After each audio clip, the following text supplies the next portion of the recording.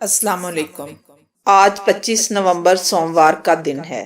دن کی سب سے بہترین خبروں میں آپ سنیں گے کہ کرتارپور راہداری سکھ یاتریوں کے لیے بھارتی طریقہ کار درد سر بن گیا۔ کار فلائی اوور سے اڑتے ہوئے بھیانک طریقے سے نیچے راہگیروں پر گر گئی۔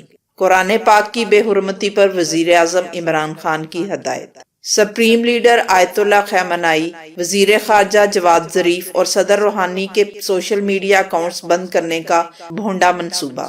چین نے کہا ہے کہ امریکہ دنیا کا نظام تباہ کر رہا ہے۔ سی پیک پر چین کے سخت رد عمل کے بعد پاکستان کا بھی دو ٹوک موقف سامنے آ گیا۔ مسیحی برادری کے روحانی پیشوا پوپ فرانسس عالمی برادری سے اپیل۔ ناروے نے قرآن پاک بے حرمتی سے روکنے والے مسلم نوجوان کو گرفتار کر لیا۔ السی کے بیج کے حیرت انگیز فوائد۔ قرآن پاک کی بے حرمتی کے خلاف مسلمانوں کا دباؤ کام کر گیا۔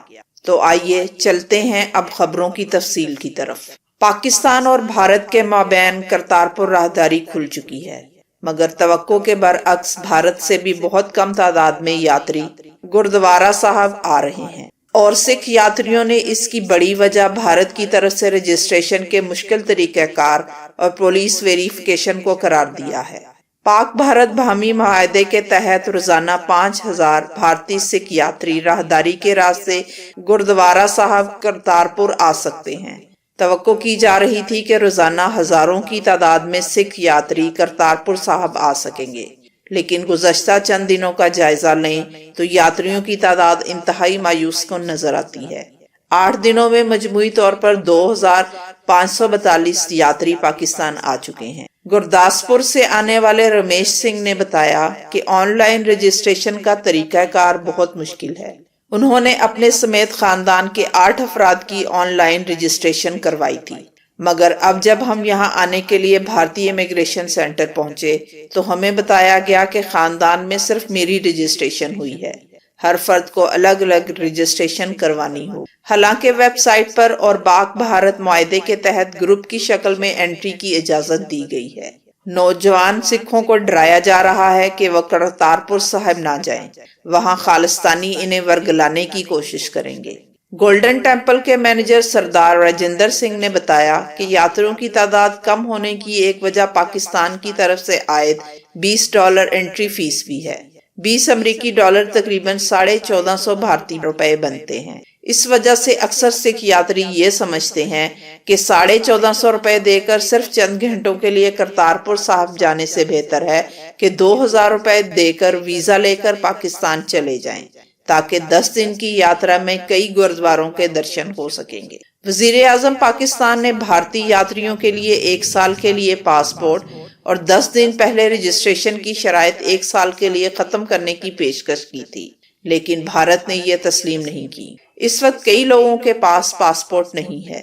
جن لوگوں نے پاسپورٹ اپلائی کیے ہوئے ہیں انہیں تقریباً 1 ماہ کے بعد ملیں گے۔ اس وجہ سے امید ہے کہ 1-2 ماہ کے بعد تعداد بڑھنا شروع ہو جائے گی۔ حیدرآباد دکن بھارت میں ایک انتہائی تیز رفتار کار حال ہی میں تعمیر کیے گئے فلائی اوور کی دیوار سے ٹکرا کر فضا میں اڑتی ہوئی نیچے بس کے انتظار میں کھڑے مسافروں پر گر کر تباہ ہو گئی۔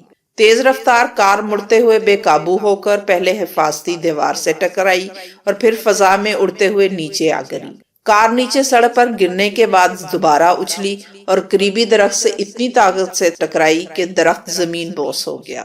درخت کے سائے میں کھڑے بس کے منتظر مسافروں نے بھاگ کر جان بچائی، جن میں اسکول کے بچے بھی شامل تھے۔ حادثے میں ایک خاتون کے ہلاک اور 2 کے زخمی ہونے کی اطلاعات موصول ہوئی۔ ڈرائیور کا نہیں پتہ چل سکا کہ وہ زندہ بھی ہے کہ نہیں۔ ہولناک حادثے کی CCTV ویڈیو دیکھتے ہی دیکھتے سوشل میڈیا پر وائرل ہو گئی۔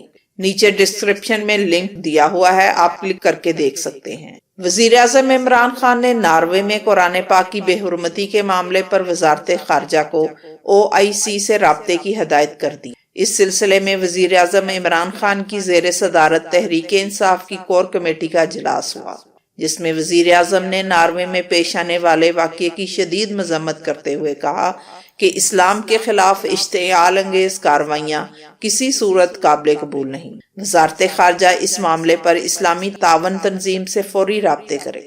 ناروے کے سفیر کو بھی دفتر خارجہ طلب کر کے حکومت اور عوام کے شدید غصے سے آگاہ کیا گیا۔ دفتر خارجہ طلبی کے دوران ناروے کے سفیر کو کہا گیا کہ واقعے سے دنیا بھر کے 100 ارب سے زائد مسلمانوں کے جذبات کو ٹھیس پہنچی۔ اظہار رائے کی آزادی کے نام پر ایسے واقعات ناقابل برداشت ہیں۔ ناروے حکومت واقعے کے ذمہ داروں کو انصاف کے کٹہرے میں لائے۔ امریکی محکمہ خارجہ نے فیس بک، انسٹاگرام اور ٹویٹر سے مطالبہ کیا ہے کہ وہ ایرانی رہنما اور رہبر اعلیٰ خامنائی، وزیر خارجہ جواد ظریف اور صدر روحانی کے اکاؤنٹس اس وقت تک کے لیے معطل کر دے جب تک ایران ملک میں انٹرنیٹ کی سہولت بحال نہیں کر دیتا۔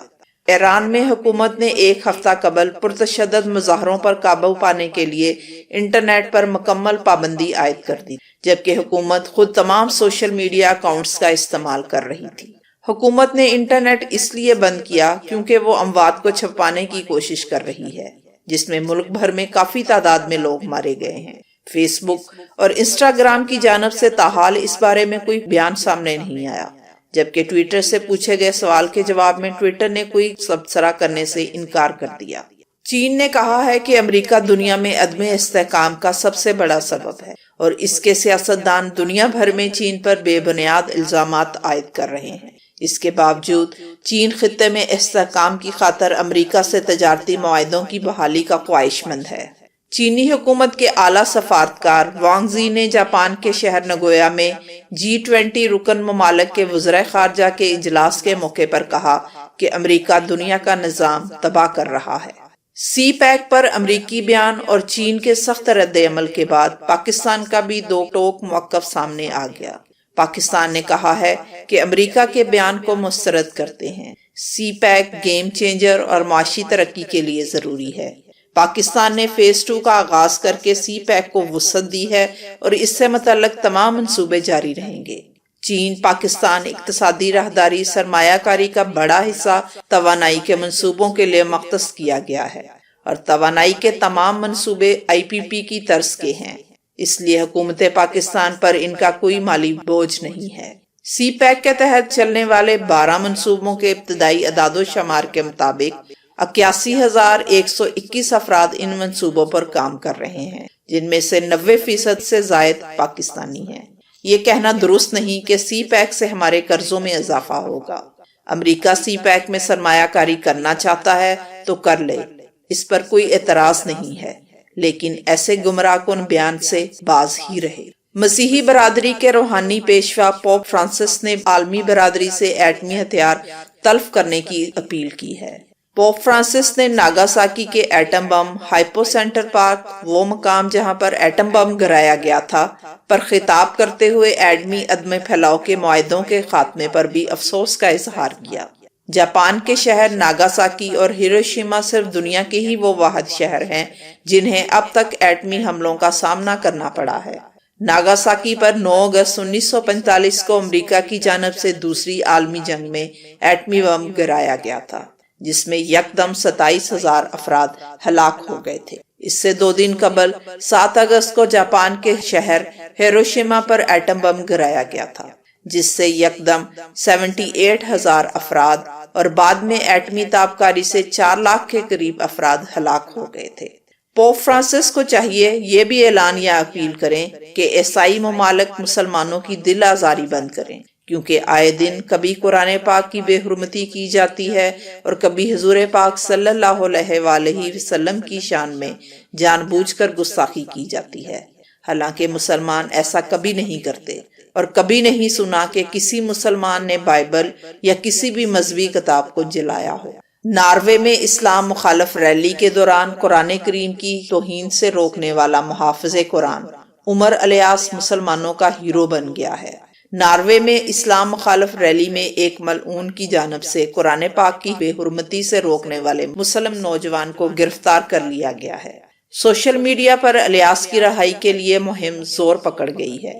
الیاس نے مجمع میں جب ریلی کے مظاہرین کو للکارا تو پوری دنیا سے پذیرائی ملی۔ سوشل میڈیا پر نوجوان ڈیفینڈر آف اسلام کے نام سے ٹرینڈ بن گیا اور صارفین کی جانب سے نوجوان کے اقدام کو خوب سراہا جا رہا ہے۔